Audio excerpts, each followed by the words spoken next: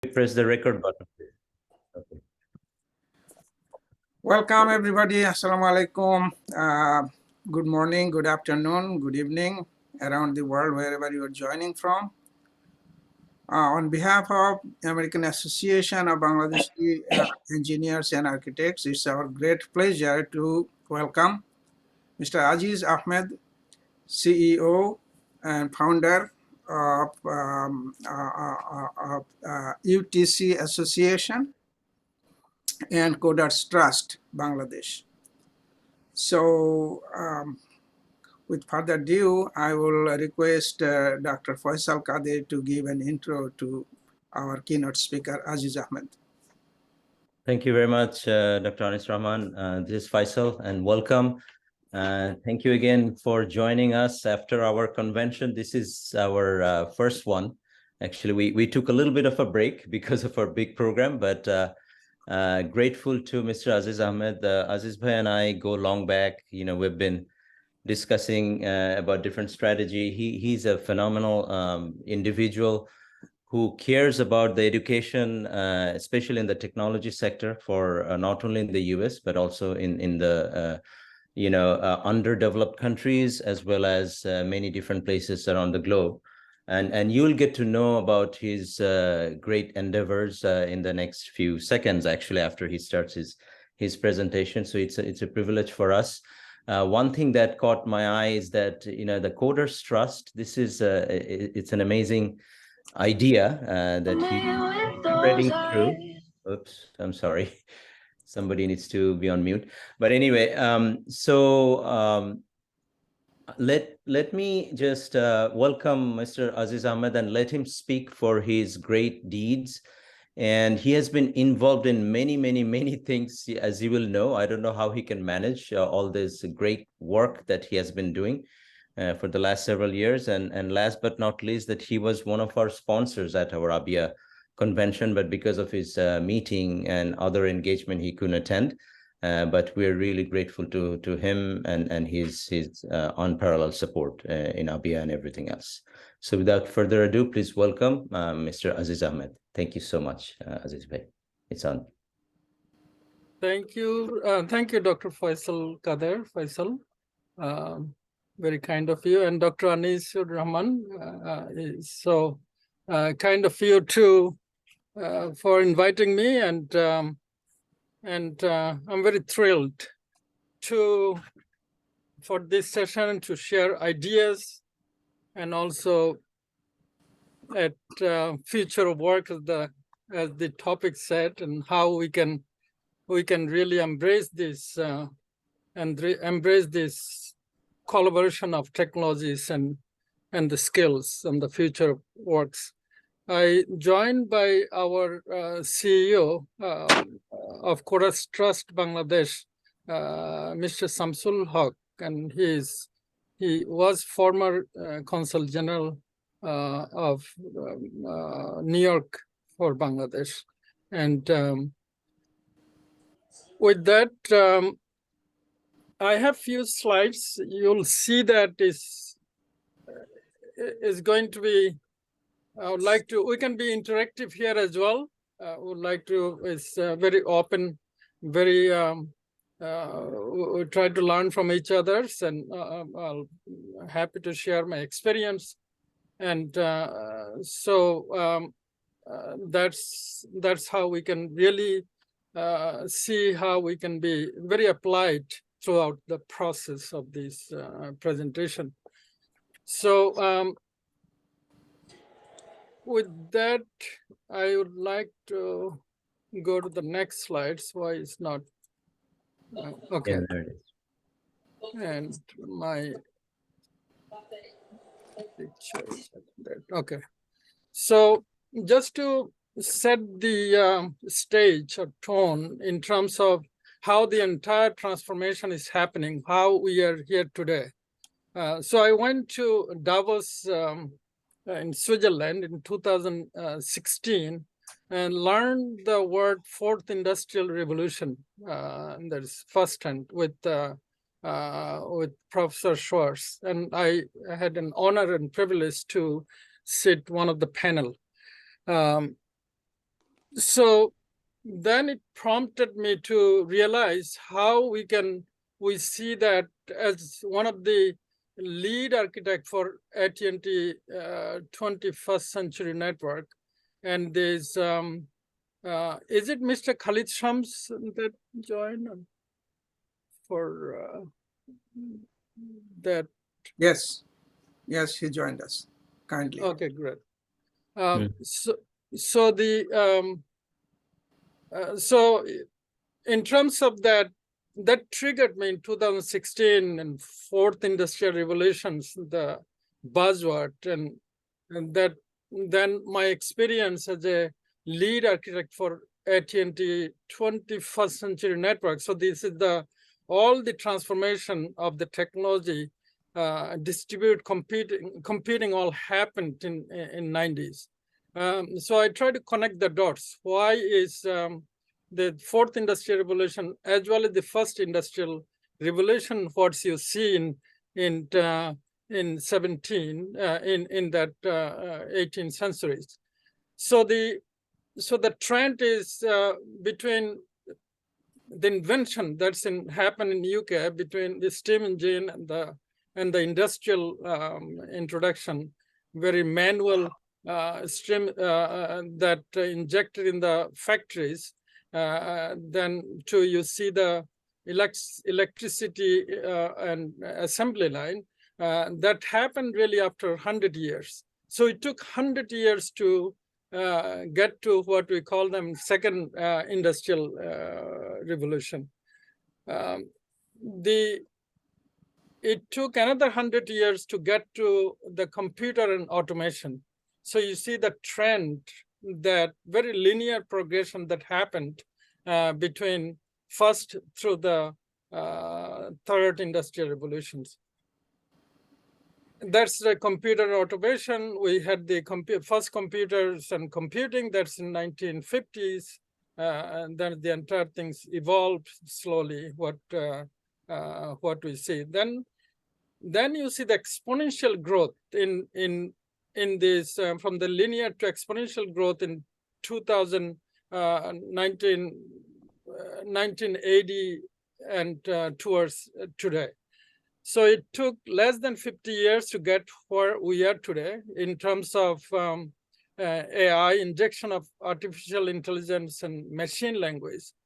So that's the trend of that, how we can human and machine collaboration happened throughout the centuries, and what we are facing today. So you see that that's the driving force that we are facing today, and that's how we trigger to future of works. What the future works that the lifestyles of our meaning to us. And with that, I would like to go to the second in terms of Bangladesh, because we would like to see how we can collaborate with the Bangladesh, some of the data I captured, as well as how it's over 165 million people, and the major demography over 70% people under age 35 or less. So the big demography, that's you see that some of the data we have in terms of 18 million primary school students and 98% enrollment. So I think the point I was making is here we are facing the new transformed technologies, and in the context of that, how Bangladesh and their and the youths, and how we can make it relevant in the world frontier.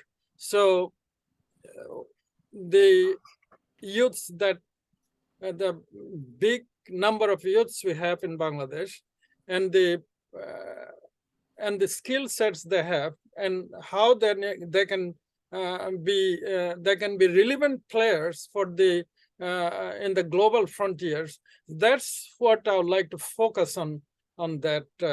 So I just wanted to highlight that also in context of industrial revolutions and skill set that we have and how it relates to Bangladesh population, also in the world frontier, because the framework that I presented in 2019 in Vatican, and that's really how we can, we in the Bangladesh and other emerging countries, including African countries, becoming relevant with the future works. With that, some of the drivers of the future works. So you see that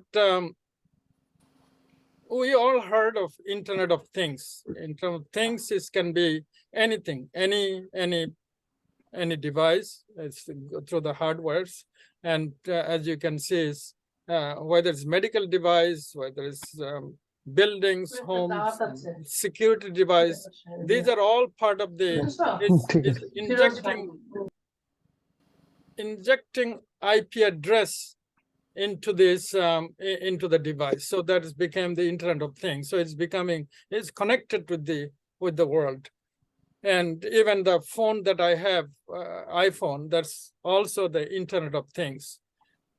And these the other drivers, cognitive systems. So you see that even we Sri in the iPhone, we command that, hey Sri, give me some of the fine dining locations in this area. So these are all part of the system, cognitive system. Or we've been in the industry, technology service industry. So I was looking for some in the competitive landscape, give us from 100 to 200 million dollar revenue company with the cybersecurity practice, gave us top 20 companies from this area. So they come up with the list, and these are all part of the cognition systems. Again, these are all drivers for the future work, and I'll try to connect that way. Pervasive robotics is, again, this is as it says, and drones, and especially in the medical technology, in the hospitality, that's it all happening today. 3D printing, another drivers. It's amazing what is going on in 3D printing in terms of is from the building, the construction, as well as from the all the even medical vertical, pharmaceutical vertical. 3D printing is another very major drivers in the future works, and the application very cost effectively. We can Dr. Sufyan Khandakar can relate to that. Any kind of architecture now we can build.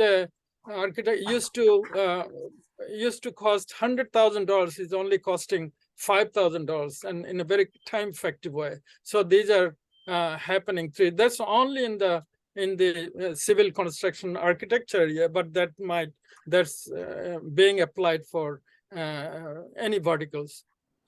Natural interfaces is as it says, is anything that, especially in the medical technologies, is touch tone and any kind of speech therapy that is happening. That's the interface with the natural, where we can, even with the remote control, that is interfacing with this is happening in the remote control. We have a computing device, it can do many things.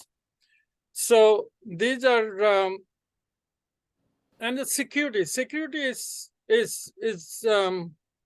very challenging for us, is whether it's a physical security or cyber security. Think about 1 in 10 emails.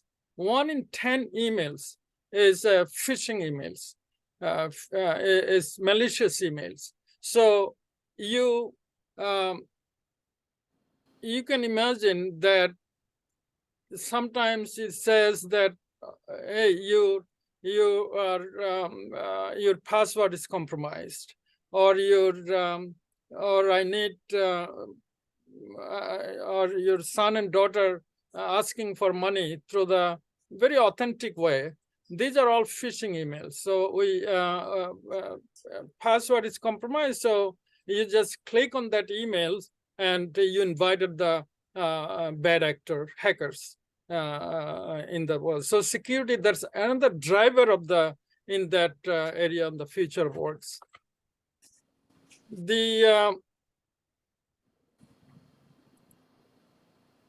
Some of the data points, as I mentioned, I was worked between AT&T and other company bought by AT&T 11 years in this telecom world. And all the analog phones and dial tones, and as well as all the infrastructure used to have like entire floors to provide 100,000 subscribers. Now it's happening only one rack. One rack is going to have happening. It's 1 million subscribers. So you see, those skills is gone from the face of the earth. It's literally gone. And those days, even 100 million to get the 100,000 subscribers, it takes 10 years, 15 years. Now you can see that 10 million, 20 million subscribers, if you think of Twitter and Google or any YouTube, so to get those subscribers, it takes a matter of years or months. So that's another driving force. Some of the things that we are dealing with this reality, embracing this new transformed technology with this. Why do we need the skill sets? What we call them future works. And these are a little bit older data, but it's almost, we did some analysis. I'm working with the European Parliament as well as Vatican. So this data is very much close to what we see here. So you can see 65% of students entering primary school or elementary school today, they'll end up with that job that don't yet exist. So think about that. And these are these from the WEF, World Economic Forum. 50 between human and machine interaction and how much being done by machine or human. The numbers can be adjusted, but you see the trend is happening. And the employees, we see that employees, majority of employees, they need to learn new things every single day. And that's is happening. We call reskilling or upskillings. So may I interrupt? Can you put put it on presentation mode? If you look at the lower right hand corner, then it'll be Sure. Excellent. Thank you. Thank you. Sure. So these are some of the numbers that that is a trend is happening between reskilling, upskilling. So the existing employees and the new employees and the workforce in this competitive landscape. With this is what I presented in Vatican in 2019, and they created a workforce task force, and we've been this is the evolving framework. So very much this is we are working with the equity and inclusion. So we have over 50% or close to 50% women and men, over 7 billion people. We have rich countries, emerging countries, or poor countries. We have, so you see the demography. You have the skilled workforce and non-skilled workforce. So this, how we can make it more closer or reduce the digital gap. That is what we have in the working with the Vatican in terms of how we can really in the global aspect provide skill sets, relevant skill sets to in the globally. So and also you see that there are 17 SDG UN from the UN. So we map it out, those SDGs with our different in our framework. How, why, and when we need to inject the STEM education with the future works, and also some of the work, all the skills got obsolete today, even including my skill sets, and some of the transform skill sets that's happening with the machine and collaborative tools with the AI and robotics, as well as the in the computing sides, and also injecting skills, ICT skill to non-ICT sector. That's the trend is going to happen. So that means no matter is a restaurant or is a Microsoft or Google or General Electric, they all need to inject the ICT. So we are so that's the transformation happening, and that's also part of tie up with the future works. So because the human computer dependent workforce is more and more happening, and also some of the data we included is a multi-income family is a trend. The secondary education for primary job is a trend. Smart everything. So it's really we need to learn whether it's a small, how to even make a, how to pinpoint where you are in terms of understand the Google map, as well as how to work with the Facebook Messenger. These are all kind of skills. Very could be very trivial, but we need to understand. And also 24/7 remote working that's happening in the transformation with the post-pandemic things. That's also very much we are dealing with the future works. So, but at the same time, the challenge is continuous shortage of a specialized skilled workforce. So that's as well as what is the barrier for the future work. So that's you can see that job loss to robots, globalization dynamics, and different work conditions, refugee inclusion. We are in dialogue with U.S.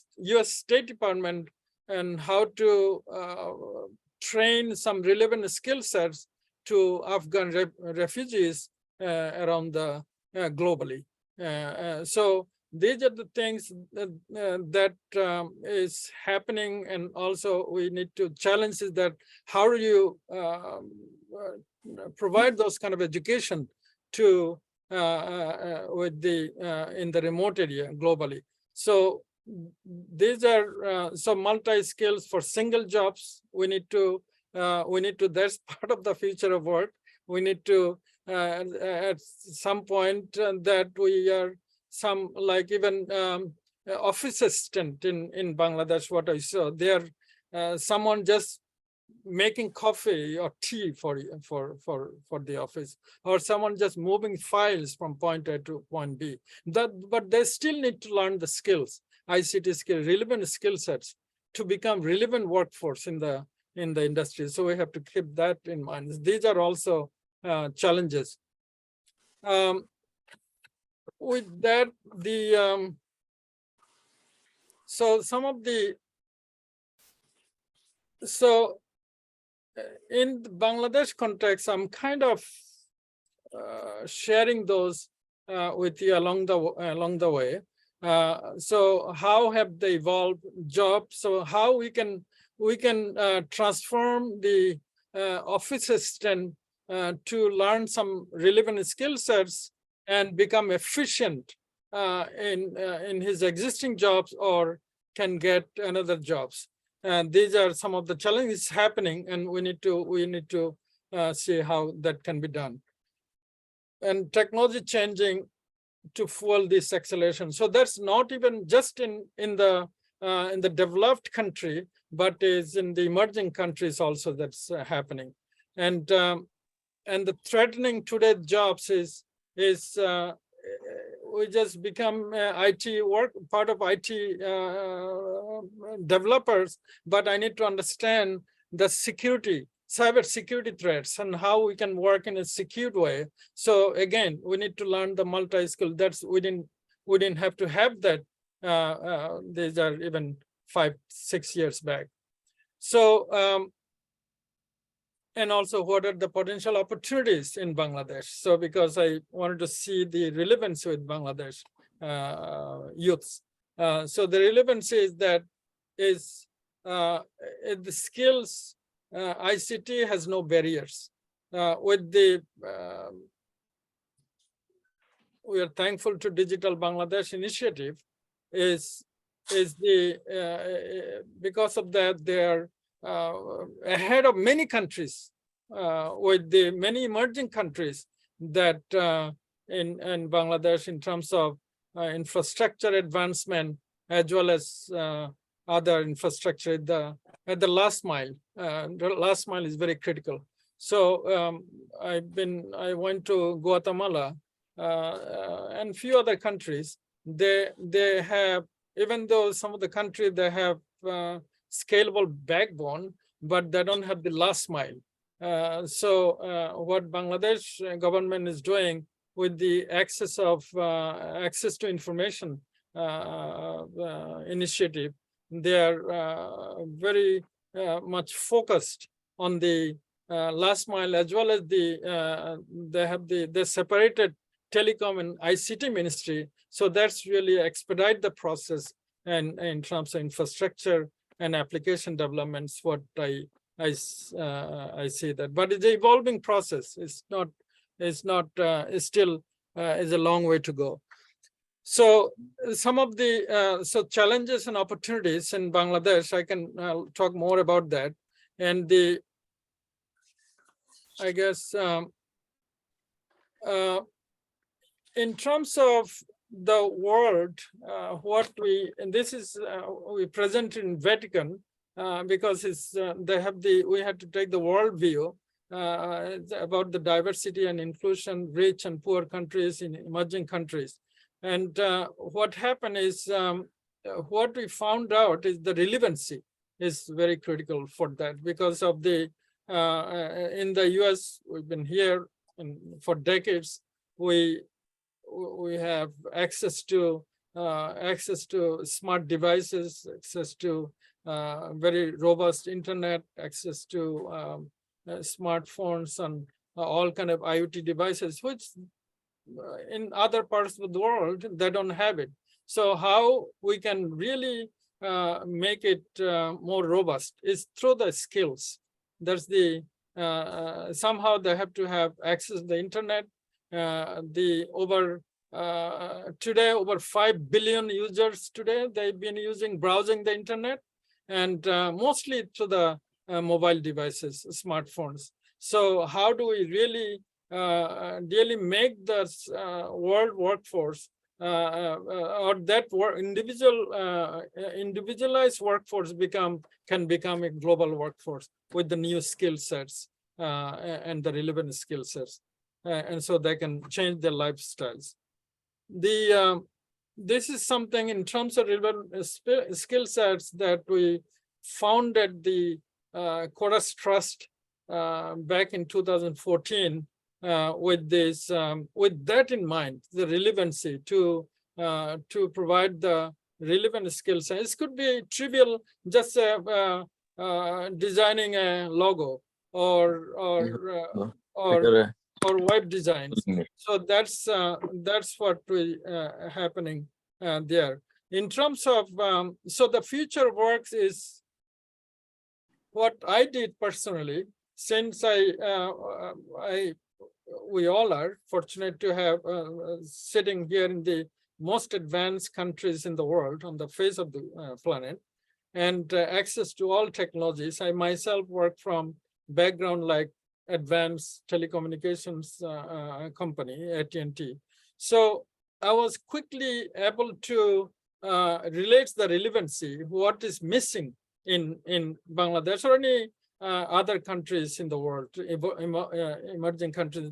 What we're doing, we are quickly, we are not teaching them artificial intelligence or distributed computing or a very advanced coding, which we do, which we have capacity, but we thought that no, we need to, how we can make the 12th grader or the youths, he graduated from universities and he doesn't have the job. He's looking for the job. It takes about 5 to 6 years in Bangladesh to get any job. It can be office assistant to clerical to banking job. It takes 5 to 7 years on an average to one graduate who graduated from universities.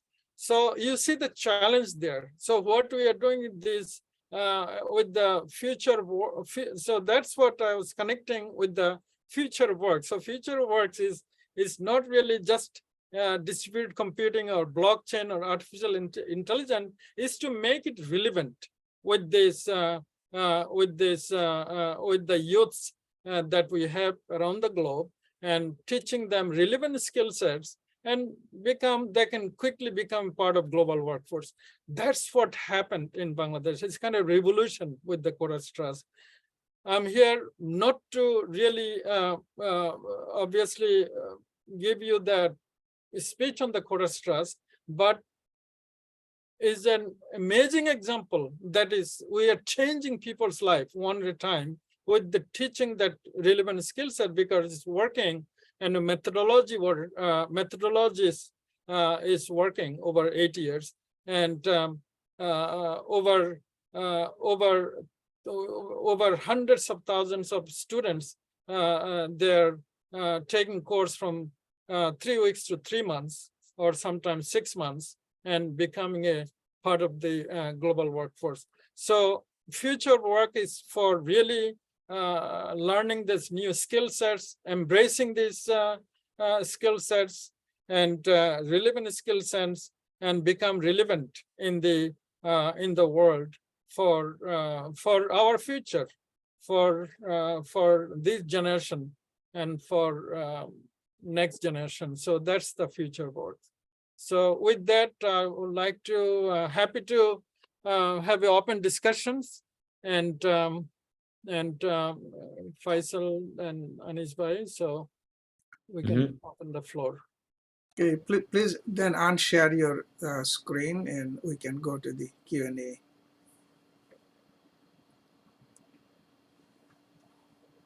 Let me just go to that.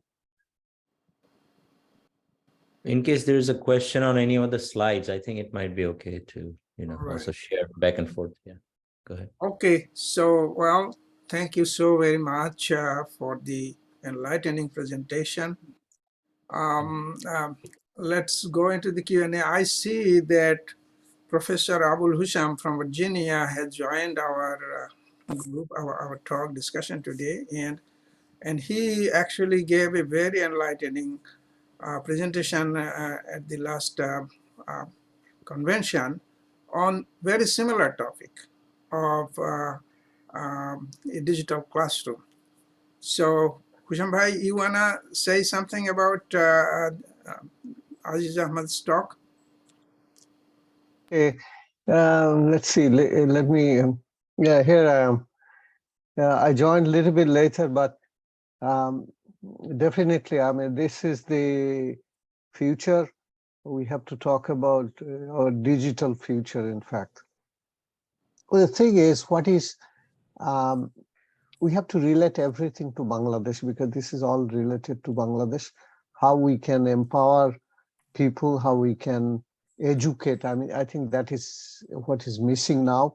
We are not getting people in the right kind of training to get into the digital world. They point from first industrial revolution to fourth industrial revolution. I sometimes kind of don't understand it, because I don't know where. I may have seen the first one because in my Kushtia hometown, there's this textile mill called Mohini Mill. It's one of the first textile mill in the Indian subcontinent. So I have seen that many times.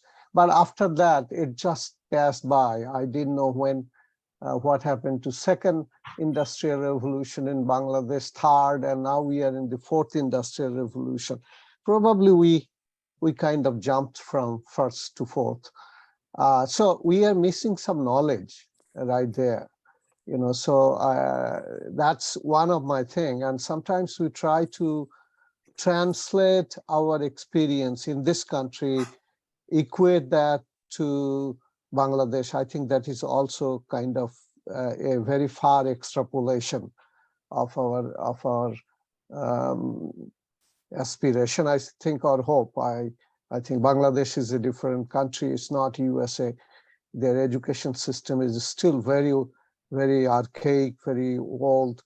Although the secondary education has improved quite a bit up to higher secondary level. But I must say, I mean, this is my experience for many, many years, and you may have experienced the same thing, that the university education has deteriorated significantly, very significantly. I mean, the physics, chemistry, basic science, computer science is now almost like a basic science, because the underlying math must be understood very clearly.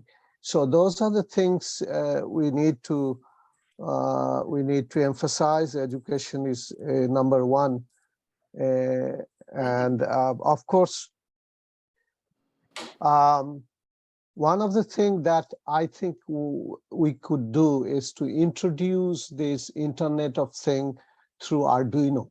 And Arduino, some of you may know what is Arduino. It's a microcontroller that's revolutionizing teaching both hardware and software simultaneously to school students. And now it is becoming an industry standard protocol to interface with Internet of Things. I mean, so that can be introduced in the school level, and there should be, if people who are working in this area trying to introduce digital technology, they should also introduce this kind of thing in a school level, and that could produce quite a bit of people with knowledge in digital analog interfacing. That's about it, I guess.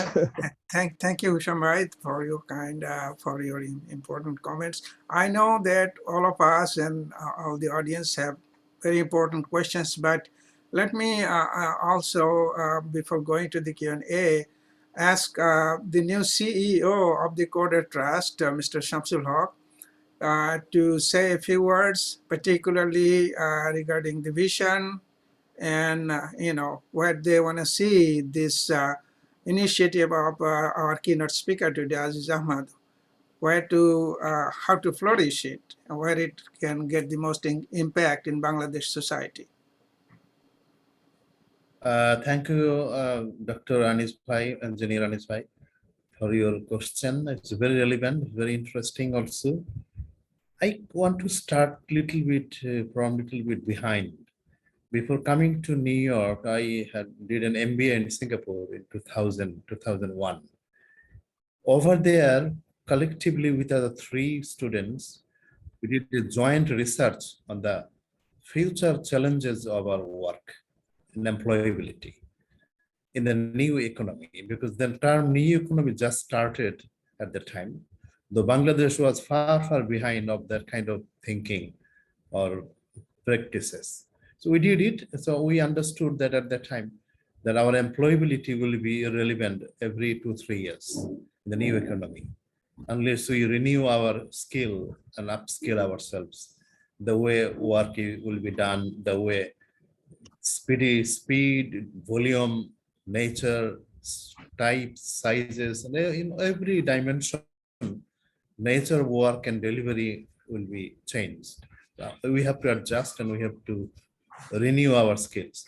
So from that learning, I find this is when I came back to Bangladesh, though then I worked in the US, but I found in Bangladesh perspective, since our distinguished speaker, who is my chairman now, have rightly designed his deliberation, that Bangladesh perspective is have been little slow and behind.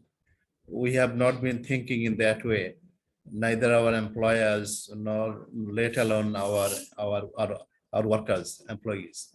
But after 2008, when the present government came with the theme of digital Bangladesh, things started changing at the policy level. At the policy level, policy decisions, implementations are top-down process, but the awareness should come from the bottom, which is the people, which is always very slow.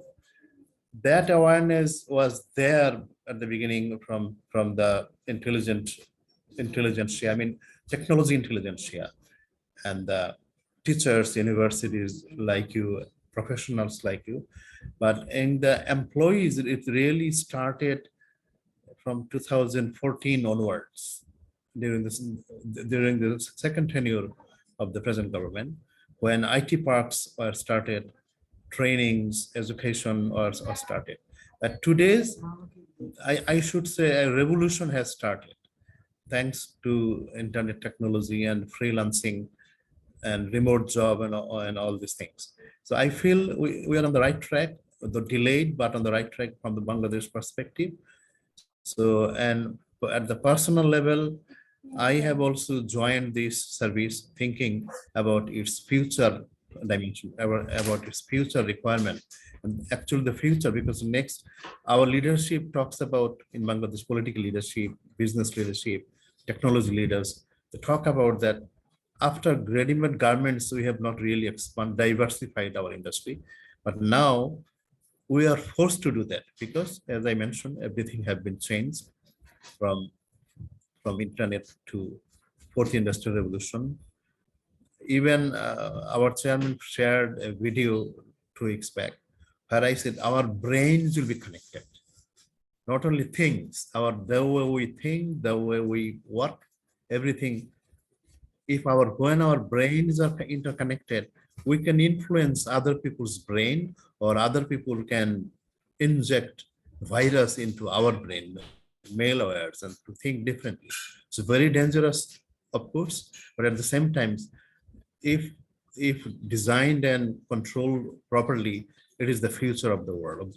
We have to take part in it. And for Bangladesh, this remote working possibilities it is not a possibility, it is the demand of the time. We have huge untapped opportunities in our younger generation, in our people, in our machines, in our technology, everything is, there are huge potentials. So it is the right moment that Codas Trust has started 7 years back as an IT learning company, training and developing our unemployed younger generation. And this, it has shown, like, the other day I was talking, I was reading an article about it, that Uber, even cars, Uber and similar ventures have shown how untapped potentials are there, that even your private cars can be utilized, can be exploited for extra benefit, extra value. Similarly, in writing, I sometimes write. I heard that writing can also be exploited. It can be cached through remote working, writing for American companies through the open market, through those marketplaces like Upwork, which was oldest before, and Fiverr and others. So I'm very excited to have joined Codas Trust. I look forward to working with the learned community. In New York, I pursued a public diplomacy for building, branding, and bridging an intelligent community. And our engineers are the leaders of that intelligent community. I'm very happy to to be connected again with you. I feel excited and I look forward to working with Coders Trust and under the leadership of Mr. Aziz Ahmed and people like you. And I look forward to have more and more opportunities. Thank you, sir. Thank you, Shamsul Haq Bhai. Before the Q&A, one last stop is our Muhammad Farooq Bhai. Dr. Farooq is running a program called Computer Literacy Program in Bangladesh for more than a decade. I don't know how many exactly years, but how does he see that the initiative of Mr. Aziz Ahmed can relate to his efforts of literacy, spreading literacy of computer in Bangladesh? Please unmute yourself, Farooq Bhai. Okay, as you know, some of you know, hello Sam, I think I know you long back. I am also from Kustia Zilai School, that's where I matriculated. So, you know, about the computer literacy program, Aziz is very much aware of it. I know Aziz very well. The CLP focus, what we are doing is we are looking at rural school students, giving them digital literacy. And we have another program with it, which is improving their education using smart classrooms, basic English, math, and our major focus is on English and science subjects. So that has been our core program, and we have been in there for 18 years. And we have active program in over 100 schools across Bangladesh, you know, maybe one in your village too. And I think more and more we are looking at some of our employers in the schools are also, you know, freelancing now based on the technology, you know, they have and they're learning. And I think we have significant interest at this time to see these hubs we have created where there is some understanding. You know, some of these places, and I find the employees there, teachers, and are better than myself, I can see. So there has been significant, and I'm talking about rural schools, mostly 80% of our centers in rural Bangladesh. And I am amazed how much they have come. You know, the places we went, it was a Jadur Baksho, when they never heard of computers, many places. And there, those people, the first they took training, now many of them are much better than what I'm a chemical engineer. But, you know, I use modern technology. My wife is a computer scientist, but I can come across many of them who are much better than myself. So time has come where they should be given better training. So I'm looking at how I can select places across Bangladesh where we have presence. We can provide them more modern training in the technology so that they can be more meaningful in the job market. So starting next year, I will be looking at some programs. I've been already evaluating, you know, and I think I am really interested to find more about this Coders Trust, how it operates, what it does. I have few discussions with Aziz on and off, but I think I would like to be in touch with him more and understand. And Hussam also gave an idea, which I think, Hussam, I will talk to you separately. You probably remember me. So thank you. I think I don't have anything else to add at this time, other than if anyone you have a question for me, I would be happy to answer. Thank you, Farooq Bhai. Thank you very much. I see Dr. Sufyan Khandokar Bhai raised his hand. After he has his question and answer, then I will call everybody by name so that you can have your chance to ask any question. Sufyan Bhai, please. Unmute yourself. Thank you, Anuis. First of all, I would like to congratulate Mr. Aziz Ahmed for his wonderful presentation. I'm not a computer guy, but I'm forced to learn it and using it now. In our field, as he has mentioned, that yes, we have a tremendous opportunity in the engineering field to utilize, particularly the 3D modeling. When we used to design those nuclear power plants, we had to physically develop the model of the plant and see all the interference. It will take months. Now we do it in hours. That is a great achievement in there. My specific question to Mr. Aziz Ahmed is that in his presentation, you mentioned that a graduate in Bangladesh, it takes almost general graduate 5 to 7 years to get any job, which is very scary because how can you maintain your integrity if you don't get a job in 5 to 7 years? At the same time, I heard that this new skill set that can be acquired in 3 weeks to 6 months. I'm very naive, so I would like to hear from Mr. Aziz Ahmed that what is being taught in that 3 weeks or to 6 months that they become so skilled and they become they can get the job so quickly. This is one of the questions I have. Then I would like to talk about a little concern also we have, particularly on the AI.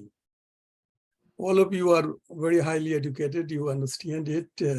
I was reading a book by Stephen Hawking, one of the greatest physicists of this century, and he has expressed tremendous concern about AI, that it can have a negative impacts also. It has a tremendous positive impact, there is no question, but it can have a lots of negative impacts also if it is in the hands of a. For example, if you see that Ukraine war, before in the Second World War, we heard the word kamikaze. Japanese pilots with the pilot will go and try to destroy themselves, the plane and this and that. You can do exactly the same thing today with a drone. It costs you a few $1,000s. It is scary, very, very scary. Very soon, probably, there will be no soldiers even. The war will be fought with this AI, robots, and this and that, where we are going. And that is the concern, probably, Steve Hawkins, in his book, he made 10 predictions. One of them is that he is extremely concerned about the AI. How do we address those issues? Finally, it is more like an announcement. Many of you probably know that we are having an international conference in Dhaka, Bangladesh, January 4th to 6th. This is being organized by one of the largest American organization called ASC, American Society of Civil Engineers, in partnership with BUET. And we have given an open forum for the AIT group, and you are welcome. In the AABA convention, I heard that you would like to have a workshop or a discussion. So I'm offering that group that you are welcome to come over there. We will offer you facilities, and you can have your workshop or whatever is there on 5th or 6th afternoon. And you all, those who are attending, I'm inviting you to come over there. This is one of the largest international conference being held in Bangladesh. 21 countries are participating. 140 papers will be presented, in addition to very important person from USA, like President of the ASC, President-elect of EWRI. Those people are going to be there. This is going to be in 2 phases. Those who cannot go to Bangladesh, you are welcome to come to Reston, Virginia. That is the headquarters of ASC. And there will be a live that will be broadcasted all over the world, as well as from Bangladesh. So just this is something unique we're trying to do. We need your cooperation. Thank you. Okay, let's have Mr. Aziz Ahmed respond to Sufyan Bhai's question. Absolutely. Thank you, Dr. Sufyan Khandakar. So 5 to 7 years, they are, this is recently the study shared by the National University very recently. So what happened 5 to 7 years, it takes after the graduation for a formal job, formal like banking or government jobs. So so that's what very much the data that I collected from the National University. So what happened there, so graduates from university, they are graduating from economics and the science or physics or marketing, but on an average, they are getting it takes about 5 to 7 years to get a formal job. So that's the thing. That's also the problem statement. Why we need to have skills, informal education that comes to 3 to 6 months. So what we've been doing for last 8 years, we came up with I believe it's a 10 coursework. What are the 10 courses? Sadia, do you know how many courses we have? Or Mr. Samsul Haq? Sadia, can you? In graduation degrees or You and mute, yeah. Annual, there are 10 courses, 12 courses. 12 courses. 12 courses per Yeah. So these are 12 courses. These are very popular courses like a web design. What Right. are the courses, Sadia? You are in mute. Sorry, sir. There are 12 courses. Okay. What are some of the courses and how long it is? How long? It's all about the 6 months, and courses like digital marketing, graphic design, cybersecurity, and ICT related all short courses. And they have launched some diploma program also. Diploma program. So we have even 3 years program. So what happened is these are courses that digital marketing and so digital marketing very, very effective. Mr. Hussain, Hussam, is that this both of them is magic the way it's working, because we are hand holding them, people from Kustia, North Bengal, South Bengal, or coming to us. Even we provide the blended learning. So we have a platform, we do virtual, we do live streaming, as well as push forward like YouTube, as well as they can come to our facilities. So these are some of the very popular courses. And so digital marketing is like a magic. It's probably 3 months course. What happened is the methodology is being created and developed, and we really, obviously these are very transformed way to we tweak it, and every time we learn something we reapply and make sure it works for the students. So it's working now. So over on an average 45% of our graduates getting a job, freelancer, becoming freelancer. So they don't have to wait for that formal jobs, or they're either underemployed. They don't have to be, they're getting jobs sometimes very severely underemployed. So they degree with the Bachelor of Science, they're just getting something clerical jobs. So we are those kind of youths are coming and taking this course, and they're making like $200, $500 a month. Or start from even $5, but become contagious, and they are some of the people, they're making probably $5,000 a month. I saw that the other day. So it's and directly. So we graduated. We have about 60,000 graduates. So think about 45% of the graduate become part of the global workforce, and on a single day, there are over probably 500, 600, 800 youths. They are getting directly purchase order from the global platform, from Fiverr or Upwork, like you and me are giving them jobs in the globally. So that is that's how it's. So we got the we have a very evolving methodologies, and it's a mentor driven. So it's not like a teacher instructor. We call them mentors, because mentors, they're hand holding to the entire process. And while someone they got a assignment, hey, do the web design for me. So we are in the background, we are supporting them. So make sure that they can deliver them successfully. They can good star marks, and it's amazingly it's working.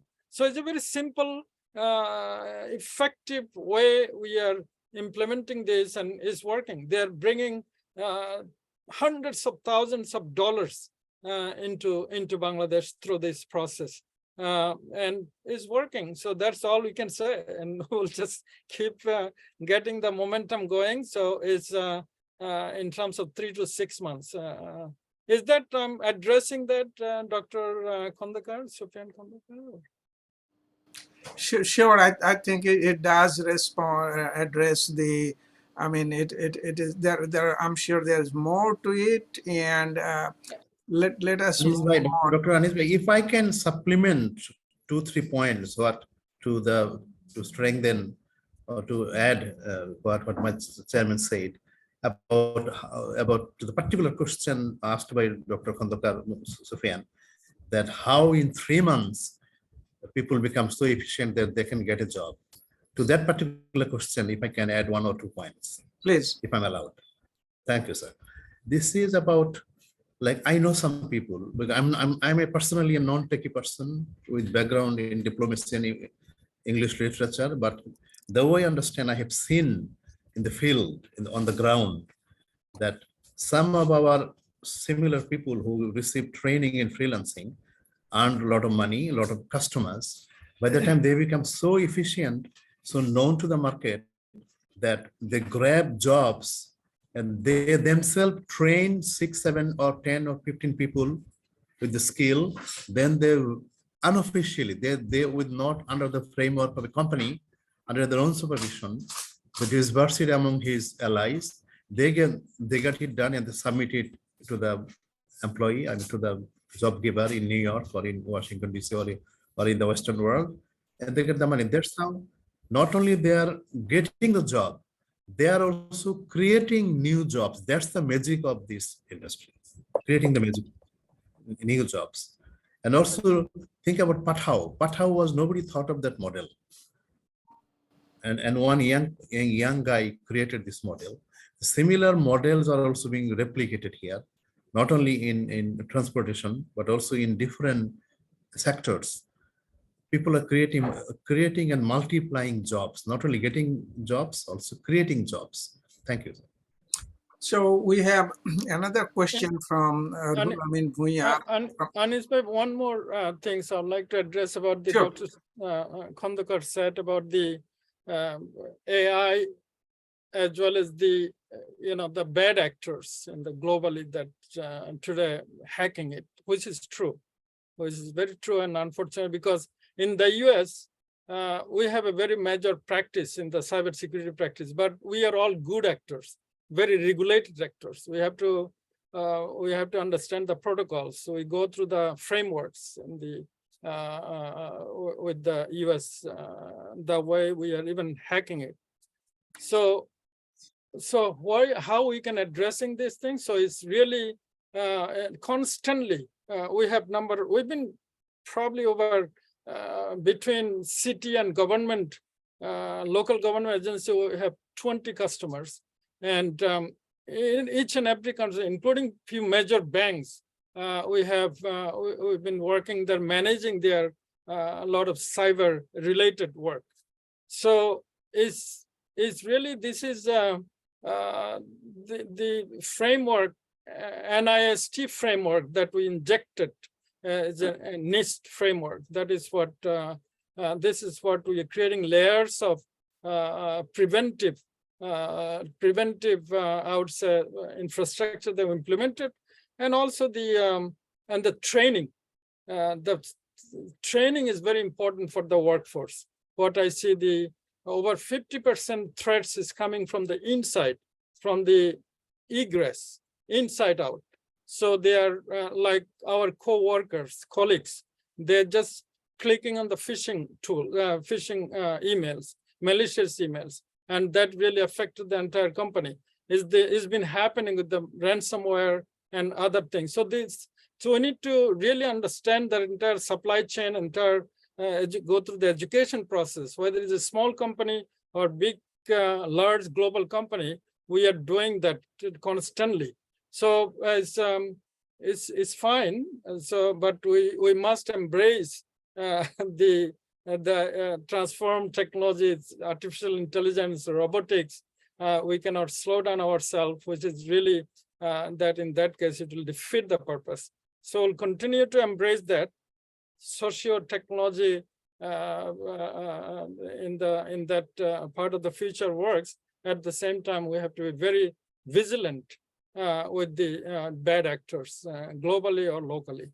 So there's no specific to it, but this is evolving things, what we've been doing with and every entity, whether it's the local government, state government, New York City government, as well as the federal government, they have different, we're going through some kind of protocols. And this is thankfully, so far we are okay. In all our, even personally, all our clients, so far, we recently got hired by Suffolk County because the other county got hacked with the ransomware. So it's a methodology, it's a learning process, and the way we've been doing it, obviously all other major players, but there is no specific answer to it, honestly.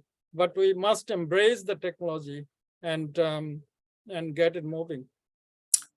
Wonderful. So I'm sure others have a lot of questions. So Ruhul Amin Bhuiya Shimul from Southern California, he's the one who joined our talk today as the very first one.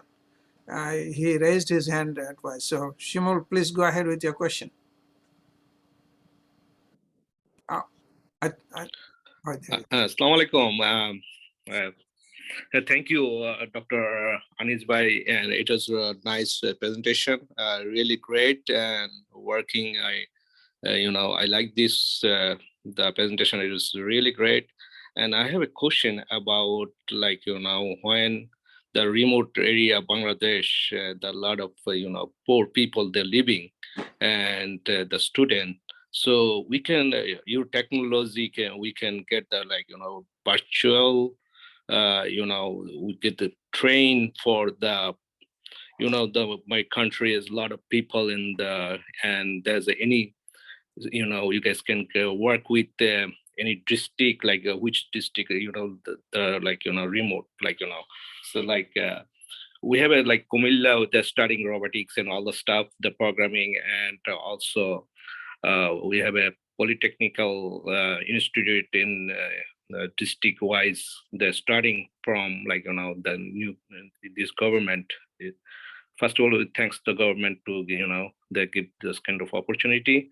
So do you guys have any, anything training for, and also the, my country, a lot of people, they know afford those courses. So there's any help from them, we can help them. And another thing, this is not your related question. I was surprised that Bangladesh BUET is the top university, and also the Dhaka Medical College. And there is still, they have an old system, the transcript. When they go the BUET, so I know the Bangladesh is coming digital. So they just photocopy the transcript and the stamp. I was surprised when they come in the private sector. There's a university, the private university, they always give the transcript with the digital. and Buet they make a copy and the stamp is still there doing, I don't know how they improve the Buet and also Dhaka Medical College. They should need digitalize like other countries. Let's have Aziz Ahmed Bhai answer your questions first. Worry about Thank you. there later. Okay. Sure. Thanks for your question. Thank you. Thanks for the question. Sorry, I missed the part that you from which area or you're in Bangladesh? So I can. And Kumilla. Kumilla, got it. Okay. So we have 3 ways to deliver the classes. Kumilla is we have 3 campuses. We don't want to grow physically, but virtually we're growing. We have a very robust platform. So we're doing the blended delivery methodology. So all the popular courses has been offering throughout the country, even globally. We work with the Hawaii universities and soon in the US, number of other areas with the UNDP. So it's through the platform. So as you can see that even Udemy, Coursera, any other, they're delivering through the platform globally. So we are, so Bangladesh is no exception. We only need that, we are offering with the smartphones but we prefer students that have their laptops, can be from anywhere. And our success rate is very, very good. As I said, 40 to 50%, and that success rate in terms of getting a job as a freelancer. In terms of scholarship, anything, I think there are things opening up. Please follow up with us in about, I would say, Mr. Samsulok Bhai, they can follow up in about 2 months, because we'll have a pool of 1,000 or 2,000 students. We are giving them very much with the very complimentary package and comprehensive one with the help of ICT ministry. So that might be, but I think it's a different jurisdiction. But we have some offer some scholarship also, like a hybrid, not full scholarship. So that's also a possibility for people coming from very economically challenged family.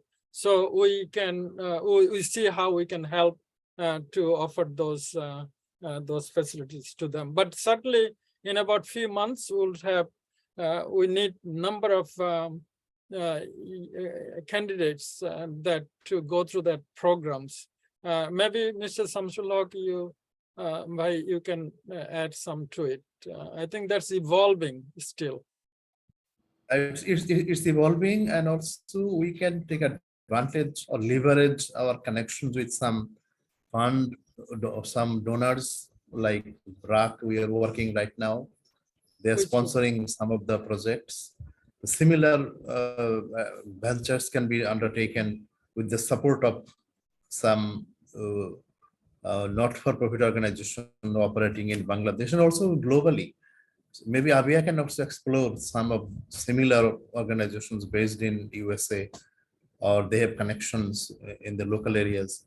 So, and also definitely some percentage of scholarships can be granted to the very poor people, very interested, but not well-to-do family.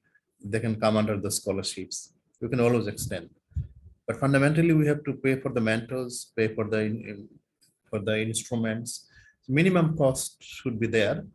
So it can be explored. It can be explored. We are trying to explore partnership with new organizations. Under those partnerships, even, sorry, you said those in ICT division, I'm sure that in 2,000 students cannot be managed overnight. So we can always take some people from outside the jurisdiction, if not physically, at least through virtual mechanism, we can accommodate them to fulfill the quota. That can be worked out in future.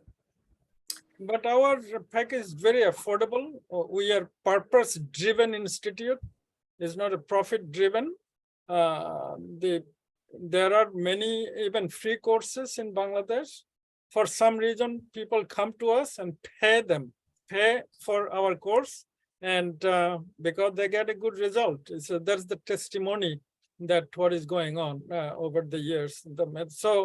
So please explore. And there, Chorus Trust, there's a website. And Today there is good news. I have to give a good news. Our former ambassador Shahidul Islam visited today. After talking to us, talking to the mentors, talking to our members of the Chorus Trust, he became excited and he readily sponsored 4 or 5 people. He from his own pocket, he will pay for the money. He's sending from his jurisdiction some people, 4 or 5 young men to get training here. So we can individually also explore sponsors. Yeah. Okay, And we so really welcome the welcome the collaboration with the RBA. So absolutely, so absolutely. those kind of things we Yeah, can have a follow Faisal and I will get back to you on that. We Yeah. are also interested in different kind of collaboration, especially cybersecurity. And I'll come to Faisal in a minute, but we have more driving patiently listening to all our program, and he raised a hand. So Mo, please go ahead, ask your question. Thank you. Unmute yourself. Hi, can you hear me now? Yeah. Yeah. I have a question actually for Aziz Ahmed, who did such a beautiful presentation. I really liked it. I wasn't aware of this Coders Trust stuff, but recently, after I visited Bangladesh, I saw quite a few people are into that, and that's very good outcome. But recently, I heard a big comment from a gentleman who spent 7 years with our Bangladesh satellite, whose name is Shafiq Chaudhry. He reviewed a bunch of university. He mentioned that university, those are known right now, all private universities, they are not guiding people into that direction. So a Coda Trust can be part of those university or just independently running. Is that the question, or I can share some. Recently, I met in my recent visit, I met the Honorable Education Minister and the Vice Chancellor of the National University. They have over 3.5. Thank you for your kind words about the presentation. So met the Vice Chancellor of National University, Dr. Moshiur Rahman, and they are very triggered, impressed with our methodologies and results that of our graduates. And in fact, the Dean of National University visited us, and we are going through the process of being a affiliated organization of the National University. So National University has access nationally with all the colleges that comprises 3.5 million students. So that's something that I thought that the right to answer your questions or suggestions. So that's what we are going through, that kind of collaboration. In addition to ICT, UNDP, US Embassy, US State Department, we have call almost every other week. So we get a lot of attention to the about this skills, digital skills development. I just recently met with CFO of Google, UNDP Assistant General Secretary, even Tata Group Chairman, new Chairman, and they're all interested in the digital skills development. So we are. I have a lunch with tomorrow is Steve Rockefeller, the Rockefeller Foundation, tomorrow Monday. So those kind of things, we're creating awareness and see how we can, we can take this opportunity globally and into the Bangladesh for youths in Bangladesh. So so it's a collaborative effort. You all are welcome to really part of the Chorus Trust family, because it's doing great works, and I'm not shy in sharing that, because it's not. We are very the selfless the driven by that interest of the youths of Bangladesh and globally. So I think it's an amazing platform that that working and for youths of Bangladesh and elsewhere. Yeah, I'm very, very, very impressed because I'm electronic world. I've been with the software hardware. I work for Intel Corporation. But what I saw in Bangladesh recently, I was very impressed that a lot of kids are into that, but I didn't know what was driving them. Now I understand. That's very, very good work Right. done. Only thing that what you just mentioned, how they can be connected to all other university as a one of the curriculum, as a course, partly connected to that. That will be what you just said. Sound like fantastic. Thank you. Absolutely. Thank All you. right, so now let's move on. Dr. Khalid Bhai joined from Toronto, Canada. Khalid Bhai, you want to say something, please? Yes, I would like to say something. I would like to quote Elon Musk. He is the man very much in the news. He once said he fears artificial intelligence could one day outsmart humans and endanger us, citing AI as the biggest threat to civilization. Nevertheless, he went on to make Tesla and a big name for himself. AI cannot replace humans, but science fiction has given us cyborgs and all sorts of robotic things. Yeah. So what do we really get out of this? What we got out was automation, digitalization, data analysis, things like that. But it cannot replace psychotherapists, psychologists, lawyers, for example, caregivers. AI just cannot do it. AI can do what is very easily said. It can reduce human error. It can be zero risks factors. It can work 24/7, and it can do repetitive work. But my question is that when you come to the question of Bangladesh, Bangladesh is in the force of digitalization, is going ahead. But somebody mentioned something very important, that when you look around with Dhaka Medical College, my own alma mater, and BUET, both of them are in the forefront of education in Bangladesh and research and everything. But we have no robotic surgery in Bangladesh, whereas in next door India, we have it in 4 or 5 cities, like in Delhi and in Calcutta and Chennai and Bombay. We have it in Thailand, we have it in Singapore, we have it in Korea, we have it in Japan. Why don't we have robotic surgery? This is my crux of the question. We are very good at getting people to study our courses, do it, but our implementation of that digitalized knowledge to a higher scale where industry will accept it and use it is not there. To give you just 2 examples before I stop. One is the government industry. 4 million people working in the government industry, ripe for AI, ripe for digitalization. Yet we have people doing repetitive work day in and day out, with quality control being a major problem. Similarly, you take Bangladesh Biman. No, Biman is not any worse than any American airline, better than any American airline. You lose your luggage with American Airlines just as much as you lose with Biman.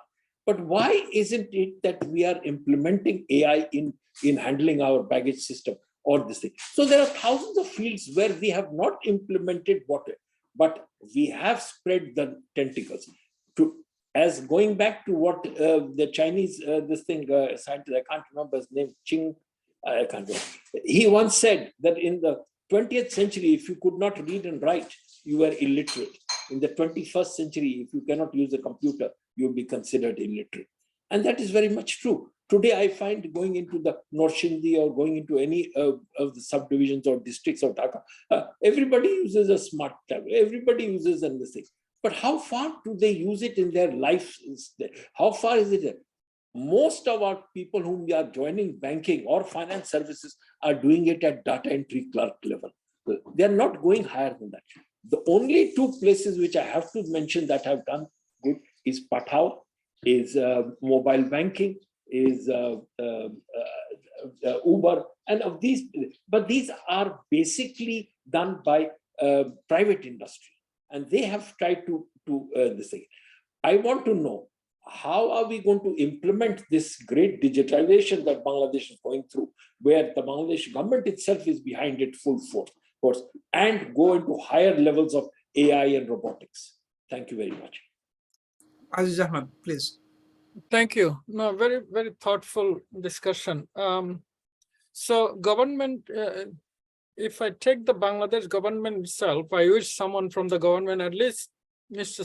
Shamsul Haq, is still a semi-government, right? You are in ERL. So but what I see their access to information mandate, they are addressing few things: access to education, and also facilitating the entrepreneurial economy with the ICT, and also advance helping with advanced ICT skills with the AI and others.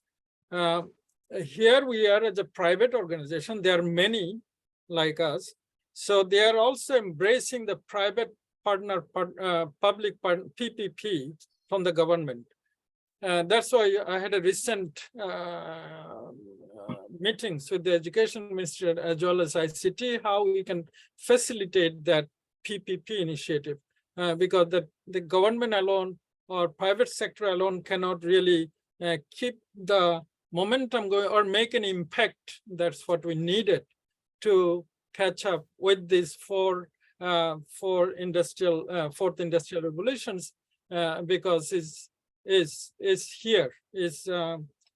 the driving force. So in terms of Elon Musk, I mean, sarcastically, he's really he made his $1 trillion company very truly based on AI. So, and he's continued to embrace it. He's a trailblazer. And that's one school of thoughts. He'll continue. There are many others. And also his people, with the Twitter, you can think of that as just platform. It has nothing else, no hardware, no, it's just a platform and employing hundreds of thousands of people, smart people. So we need to think everything, take into the consideration how we can be part of it, because there are few things going on. There's a elite, as you mentioned, Dhaka College and Buet. These are kind of elite group. And my cousin who never had a chance to come to the US or even Dhaka from the remote area, they are struggling in that part of the area in Bangladesh. They are not elite, but they need to really part of the force for any realistic part of the workforce. And so there's a gap happening between the elite educated force who is really tie up with the advanced technology or educations. They're learning all kind of deep learning, coding, and the other force, which is bigger force, and they're becoming bigger and bigger, and they don't have that access. So we are in a very the Chorus Trust, which there's many other platform. I'm happy to learn that Mr. Shafiq Chowdhury also coming up with that kind of initiative. So we need to come up with those address this kind of supply chain to really make it close the gap with the elite and the others. Think about 1% of the elite group, including Elon Musk and Bill Gates and others. They own 50% of the world's wealth. 50% of the world's wealth. 1% of them, and their employee think about their employee is really BUET graduate, IIT graduate, or graduates from the advanced universities. If you see that is, other than their, so they're the one taking advantage of that. And so the other parts, think about that I'm working with the Vatican and dealing with emerging countries like, or poor countries in the African countries, or even in the emerging Guatemala. They don't have really access to this kind of to becoming a blockchain coder. They are not making money. So they are making probably $200 a month. But the blockchain coder, even from Dhaka, even they're becoming a data scientist, data analytics, or cybersecurity expert, they are making probably $100,000 even from Dhaka. I saw one graduate from us. He's making probably $100,000 from Dhaka, sitting in Dhaka. He's a smart one, not everyone making it. So we need to really address it quickly. And through the process, for 8 years of learning and going through the process, seeing that from my observation, I see that the more and more if we consider that elite force in that way, we really need to get involved and get involved in that in the bottom of the pyramid, bring them up with the skills. That's the only power we have. Teach them skills. And and we have a slogan, learn a skill, world is yours. And it's so important. We all have to come forward as us as an elite in that way, not like elite or palatial, but in the skill set that we know, we are fortunate to have that. We need to bring them up, lift them up. And which is, I thank Dr. Farooq Bhai, has been so relentlessly doing that for decades. Is really amazing. So I think we all have to come forward to really contribute in that and compete with Elon Musk and do that. We can do that. Yeah. We have Catherine joined us all the time. Catherine Burnett. Catherine, would you say anything? Please say hi, and if you have a question. Hi, everyone. I would just like to thank Dr. Aziz Ahad for such an amazing presentation. I applaud the dedication. And I love how you're bridging the gap between the students and the workforce. So a lot of people have already answered questions that I had, but I do appreciate you inviting me to the presentation. And it was very informative. So thank you. Always welcome. Please keep joining us all the time. Qazi Ahmad is another initiative in Washington, D.C. Is called Washington University of Science and Technology. And Abu Bakr Hanif Bhai, he is the chancellor of that university, and he's not here. But Qazi, you want to say anything? I have a question. Well, thank you for organizing this, events. They're very informative, first of all, and then I think this information, even though it sounds like something we're doing for Bangladesh or others, but this can also help us, right? Knowing what everybody else is doing. So I think having a platform to talk. I mean, there was a reference to Elon Musk and everybody else. Like, if Einstein can do it, we can do it. I believe that we have the same abilities like anybody else does. When I first came here, 1991, if I get on the bus to go on campus, I could identify, and I have the ability. Now I don't have it anymore. I could see when a Bangladeshi person walking in the bus, a Pakistani person walking in the bus, or an Indian person walking in the bus. I could do that for the first year or so. Just by looking at them, I could say this person is from Bangladesh. I have, I'm not comparing the talent that comes from Bangladesh. There is something about us. There is a fight. There is something about us, right? And through the convention, ABIA convention, I didn't attend, but I saw all the work you guys did. I think a platform like this, all we need is to bring us together. We need to lead the way. There is talent, whatever it is, our education system, our culture, or whatever, it sets us aside, right? And I think together we can make a lot of things happen.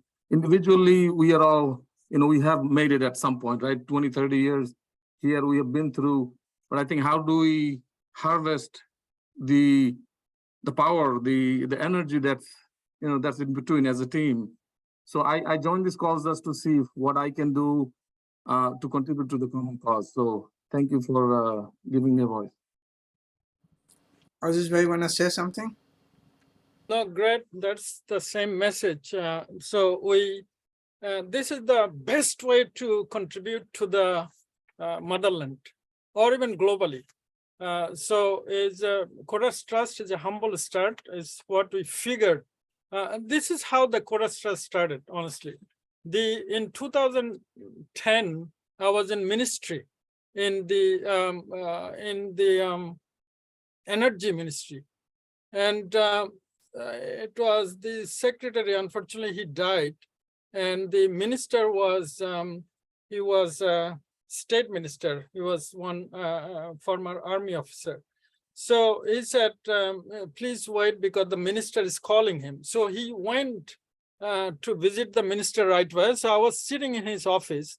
So I was attended by office assistant. He said, would you like to have tea or coffee and things? So I was kind of in a jet lag. I said, oh, coffee would be nice. So I was having coffee, but his name is Mr. Siddiq, Abu Bakr Siddiq, now I remember.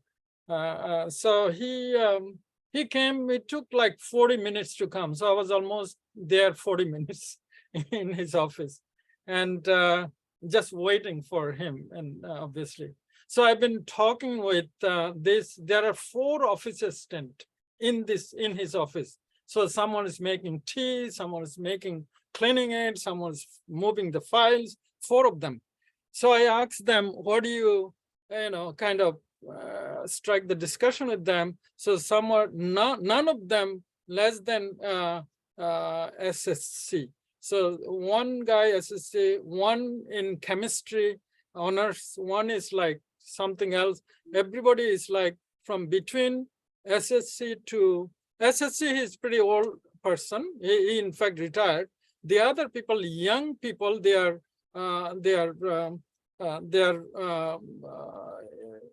degree or master's degree holder, but they are like they're officers. Now you call them a peon in Bangladesh, so they can never be a clerk or there. So I figured that, oh my God, they're in the labor law or the ILO or in Bangladesh context, they are working. They have the full-time jobs, but they don't have, they are severely underemployed. So I thought that, this is what we need to address that. So the formal education systems is not working because we don't have enough jobs in there. So we thought that, how we can come up with informal way to injecting education. So what could be the better than ICT? So we just thought that we need to inject ICT in an informal way to address the underemployed or unemployed youths in Bangladesh. That's how it started things, and it's working. Okay, anyone else has any question or comment? Muhammad Siddiq bhai, you joined late. You have any question? Yes, thank you very much. Give me an opportunity to say something. I know Mr. Aziz is doing this tremendous, excellent job. And I had a few times a little conversation with him as well regarding this education system. And being an entrepreneur, I do run a few institutions back in Bangladesh. I started 2001 along with my 4 other friends. And currently we have 6 polytechnic institutes and a university located in Manikganj. So the thing that I'm inspired with the Coders Trust doing and I'm attached with their website. Every week, I see some outstanding performance of their students are doing. Getting the order from different countries as outsourcing and making tremendous amount of money, some of those. My feelings that the way Bangladesh moving forward, if this project could partnership as Mr. Aziz explained, that he met some educational institutions, vice chancellors and others. I saw last week or week before, they launched a program with another private university. My feelings that I would like to contribute the similar way, because some of our graduates, we ran 4 years diploma courses in all the polytechnics, and we have 2 years trade courses, all under the Board of Technical Education and the government providing their certificates. Some students, I can say some students are facing tremendous problem getting the job, but a lot of them became the entrepreneur. They created their own field. They employed others to their companies. And the way Coder Trust doing, my intention to do, if any rooms or scopes are there, to do some programs jointly. And I have 3 institutions in the Dhaka city, one in Naranganj, another Manikganj and Faridpur. And we could facilitate also with the technical supports. We have tremendous workshops, laboratories, in all technical areas, especially. And also, I wish the success for this Coders Trust, as Mr. Aziz initiated 8 years back. And I'm very thankful to him that he employed the new CEO, very compatible, highly educated, and very talented person. I hope for the best. Thank you very much for giving me the opportunity to say a few words. Let's move on a little bit before we hear from Aziz Bhai. Anis Bhai, just I wanted to thank Mr. Mohammed Siddiq. I've been known to him for many years. He's also a great patriot for Bangladesh. And without further ado, we're happy to collaborate with you, Siddiqui Bhai, and so we can follow up. And certainly, as you mentioned kindly, Mr. Samsul Haq, our mutual friend, he can take that with you and see what can be collaborated further. Wonderful, wonderful. Thank you very much. Thank you very much. So let us hear from others a little bit as well. 2 ladies are silently listening to us. Razia Ahmed, do you want to say something, Razia? And Azreen Rahman, want to say something, Azreen? Okay, they're probably just listening. Anyway, we have Mizanur Rahman, one of the successful insurance executive from New York. Mizani, please say something, and if you have any question. Thank you, Dr. Anis, and it was great to be in this session, and I think it is very encouraging. Aziz Bhai's presentation is phenomenal, and I have 2 questions for Aziz Bhai, short question. He mentioned about the statistics, recent observation of his few years ago, I think 8 years ago, that it takes a fresh graduate for somewhere 5 to 7 years to find a suitable job or career. That's the reason behind it, if he found out.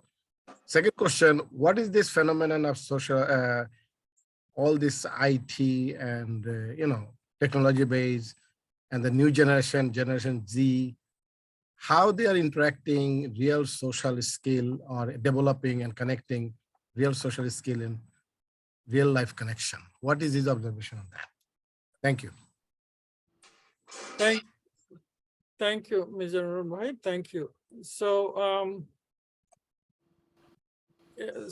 if I go to later with the how the interface with the Gen Z as well as the as well as us and youths from all walks of life and with the different skill set or different domain experience, how they can do it. They're embracing these technologies. So it's not really encouraging in Bangladesh still. There are a few reasons. They're even though they graduate from universities, you'll see only probably 5% in reality they have their own laptop. So millions of students they don't have laptop. They have a smartphone. Somehow they managed to buy 10,000 taka smartphone, those are Chinese phone. Not everybody are lucky to have iPhone and things. I have my own cousin.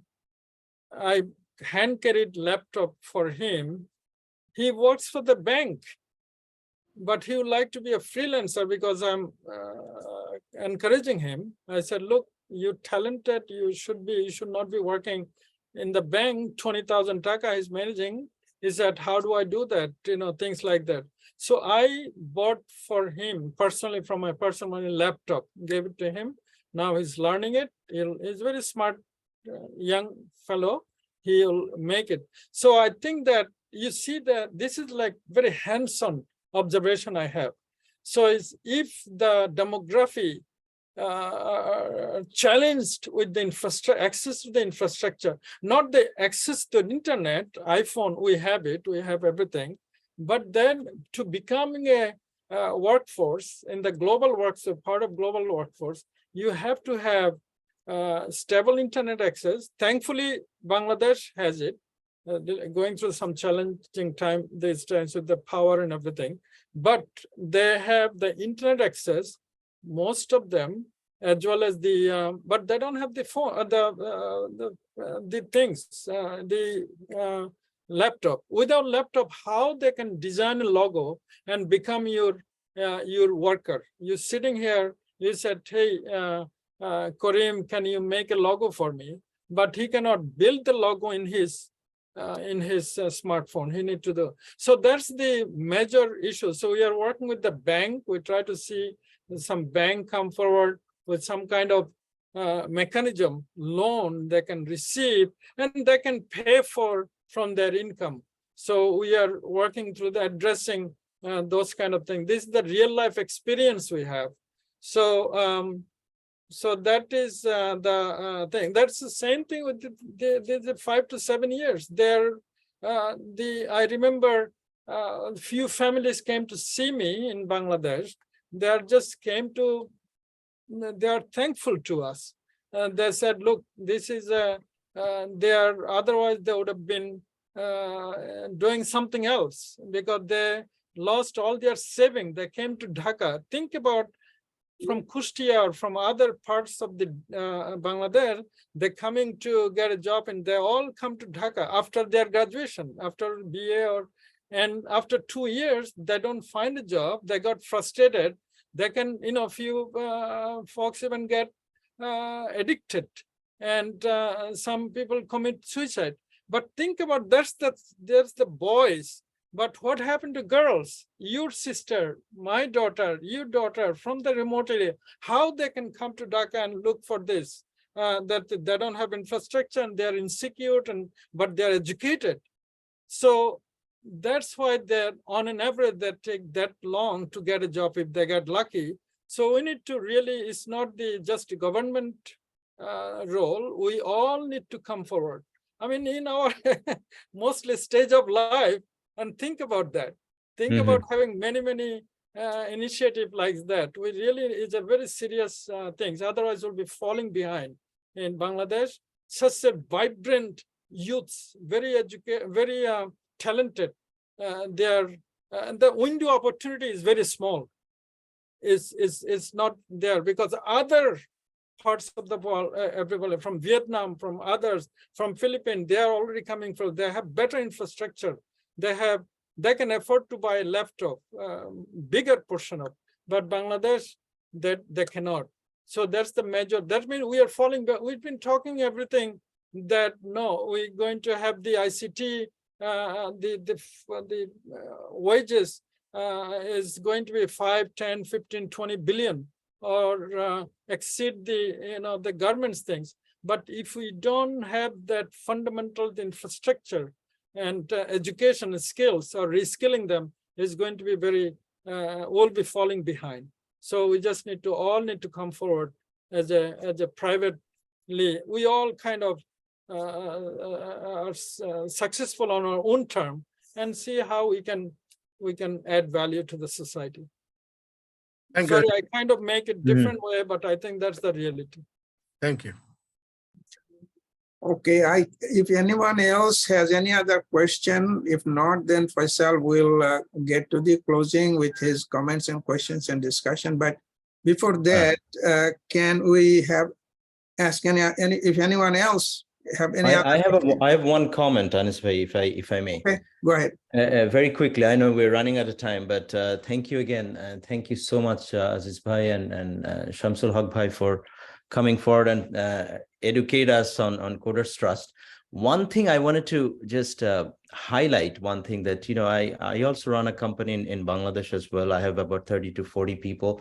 One challenge that I've been facing, and I'm sure a lot of you are facing as well, is the soft skill on our technical individuals in Bangladesh. I mean, they're a little shy. Their English is also, it's not up to that level where we can bring them in front of the customer. So let's think a little bigger, like, let's think really big for them that, okay, not only do we connect with the rest of the world with technological solutions and everything, if they cannot communicate well, if they cannot, shake hands and talk to them openly, then that kind of, set them back to the, all the way to the supreme, right? Our neighboring country, India, does not have that issue because, the heterogeneity in the language thing, like, if you drive another 60 miles, it's a different language. So what's the mean? It's you talk in English, right? But Amra, Jara, we're so homogeneous society with Bengali, we need to also educate them with English and also how to run a business, how to do a little bit of management along with engineering and technology. I think that's something that Coders Trust or any other educational institute should focus on as well, side by side. Thank you. Yeah. Thank you. If I add quickly, so we do have this is a very major issue. Thanks, Mr. Faisal, to bring that up. So the soft skills is a big challenge in Bangladesh. As you know, I have IT company here in the US and globally, global presence. Is the professional skills development, and that's including the soft skills. That's also we need to focus on, which is we are doing to some extent the digital marketing. Samsullah Bhai, can you add something to it? Yeah, actually, this is a very interesting issue you have raised, Faisal Bhai. Personally, I not only preach, I practice these matters. Individually, I'm going to introduce some of the soft skills I learned hard way throughout my career in foreign service, like business negotiation, presenting yourself, creating your own brand, speaking, communicating in English, outreaching to the customers. Otherwise, whatever skill, hard skill you have, one has, if those will not be sellable, marketable, to make them, to exploit them and to convert them into money through marketing, these skills are very fundamental. So what I do, I normally speak in English with my colleagues, and here also I think I'm a little unusual to be. So interestingly, I have joined there almost about a month. Normally they say Assalamu alaikum, but I say good morning, how are you? The other day I saw one lady was passing by me, said, good morning, sir. I become surprised. It is influencing. It is working. So I will take some classes with them. In general, CEO's hour. Over there, I will try to teach them in English, how to speak correct English, how to speak right English or the right context, not only speaking the right thing, but to the right person, the right approach. All the lot of nitty-gritty issues, protocol issues, how to shake hand, how to put on your ties, how to dress, how to brush your hair, everything, a compact. So not only that, we will only teach as a part of the curriculum, but also we will train them how to practice them while in the campus, all colleagues. So, but I hope that this is very much fundamental. It is needed, and we will do it. Thank you. Thank you. Okay, wonderful. I think I wanted not to make any comment, but unless any other question, I have one quick comment before we adjourn. Anyone else has any question? Not comment, just question. Anyone else? I actually have something to add. Yeah, go ahead. My name is Ayman. I'm actually Aziz's son. But I'm currently, just a little introduction, I'm currently a DevOps engineer at Boeing, and I do a lot of entrepreneurship things on the side. So talking about freelancers it hits home for me because I've used a lot of freelancers throughout my time of doing my entrepreneurship journey.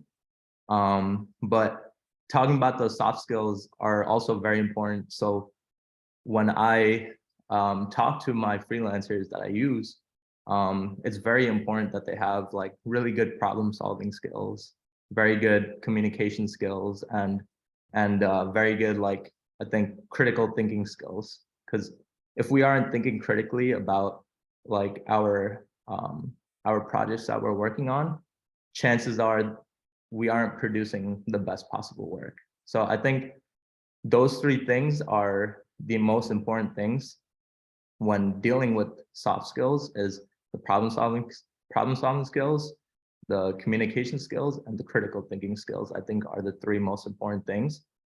So those are things that we should definitely keep in mind when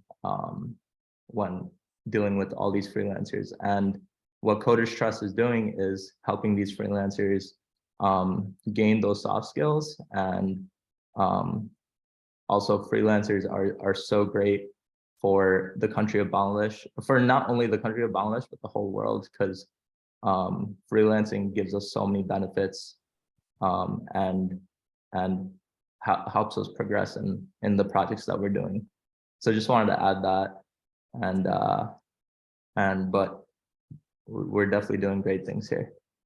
Well, congratulations. You were doing a great job, and again, proud father and proud son. We congratulate both of them. So I have a question for you, Ayman, that you said entrepreneurial, other than code or app development, anything else outside that? Yeah, so throughout my whole life, I've been just like my dad. I think his DNA is obviously ingrained in me, the entrepreneurship side. So I've always been interested in entrepreneurship. Throughout my life, I've been on a lot of entrepreneurship journeys here and there. Currently, I'm working on building a kind of like a video series on personal finance, where I teach people about personal finance, like how to manage debts, how to deal with raising your credit score, how to save money in the right way. Because personal finance, I think, is something that everyone should be literate in, and I think it's so important to every single person in this whole world. So that's the journey that I'm on right now for entrepreneurship, is trying to teach people on how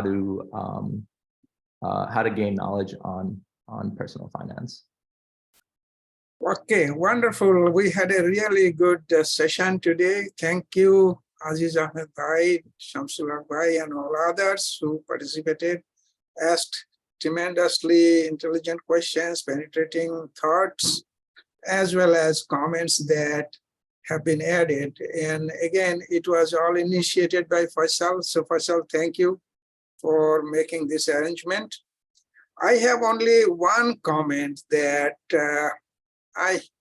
this is probably kind of a different way of looking at things, because world economy, the whole electronic sector, the internet, and all of this, roughly not even 20%, less than that. So, I just want to make this point that we should not be unaware of the other 80%. We always should keep that in our mind, that yes, technology is not only internet, is not only phone, cell phone, it's not only the desktop computer. Even silicon, which is what my area of work, the silicon technology, is also only a fraction of it. There are so many things that could be done in Bangladesh. Nanotechnology is, of course, going to be very important, and that can generate a lot of entrepreneurship in day one if we take the initiative. So product-oriented thinking, that is China model, how China became successful, how Korea became successful, Malaysia for that matter as well. So we should, even Thailand, we should look at all of those things, and a great many discussion and initiatives and entrepreneurship in Bangladesh is all around the internet, all around the app, and etc., etc. But we should not forget, we should keep in mind that there are real products that we can make in Bangladesh that will not only solve Bangladesh society's own problem, but problem around the world. And it's not just making a point. It is realistically, we can do it. Nanotechnology-oriented products like nanocellulose, so many other things that I can go on. Silicon wafers, we can make our own solar cell. It's not all that difficult. We can make our own silicon wafer to supply and address the shortage in the IC sector. There are so many other products, affordable home and all of those things are there. So my point is that if Aziz Bhai's institution and all other institutions keep it in mind that maybe we should somehow try to find a way to integrate not only the soft skill, not only the internet, not only the computers and apps and cell phones, but other real products that we inevitably we import them from overseas. So if we can start making a little bit of things which are possible and feasible in our own effort, that probably is something we should keep in mind. Thank you, Dr. Anis Bhai. It's really with this. Going back to IoT, it's really chips and microprocessing and the all the IC chips that it's a big now initiative from even from us, from the US government.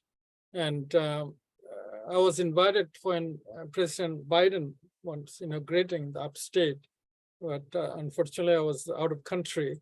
They're investing billions in that, and the major focus is to really divert that into the Western countries, and particularly in the US, from other part of the world, from China and these things. So we, in Bangladesh, there's another vibrant sector that need to focus. I could not agree more.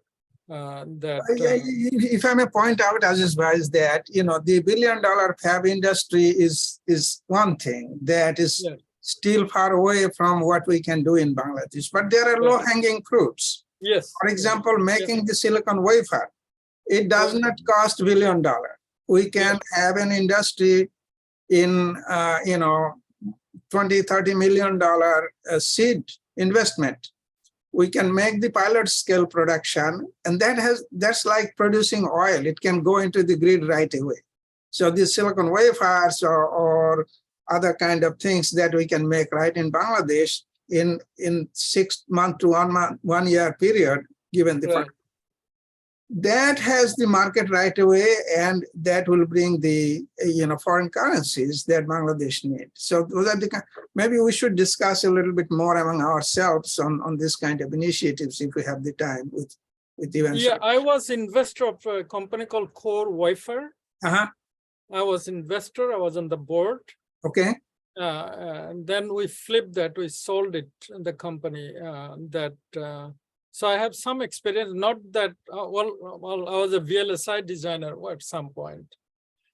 So in terms of that, I was that investor. So I got some business knowledge and the supply chain on the wafer. And you're right, it's not heavy industry, heavy investment. Right. And we got out very healthy way. And so that's, we can really discuss that, absolutely. Sure. Well, we have to close, but Mahmoud Menon, please quickly ask your question. Oh, thank you so very much. Actually, my name is Mahmoud Menon, and I'm presently a student, and I'm studying at the Washington University of Science and Technology. But I had been in the journalism for the last 25 years. So I can recall from my other day when I was in Dhaka, and the Matt Cooper from the ODESK was visiting Bangladesh. And that time I asked him a question, which I want to repeat again to Mr. Aziz Ahmed and all you are here, that actually those days, maybe 2015-16, that time, in Bangladesh, most of the people, most of the freelancers were doing work, like they were doing coding or insert information or like data insertion, this type of thing they did. Now we can see that lots of things are being changed, and now the Bangladeshi young are showing some talents, and they're working in the international arena. So can Mr. Aziz Ahmed shed some lights that how far they are now, that what kind of job they can now do, which is internationally recognized, or maybe which is something different that you are now discussing about the artificial intelligence, etc., where Bangladeshi people can contribute now? So thank you, Mr. Menon. We are again that,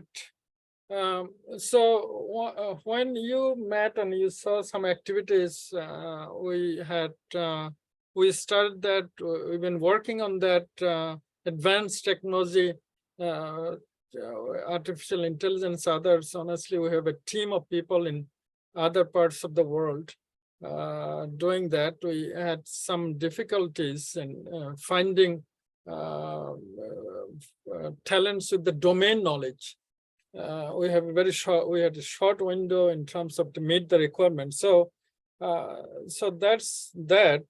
But to address the masses in terms of skillings and reskillings them with the relevant skill set, that's how the Chorus Trust created, and now we see that momentum with the Chorus Trust, with the skills. But gradually we are also introducing them with the advanced skill sets, and also professional skill like cybersecurity, the cloud transformation technologies, and the vendor specific, whether it's Cisco or Juniper or hardware related trainings and the education systems, we are including that.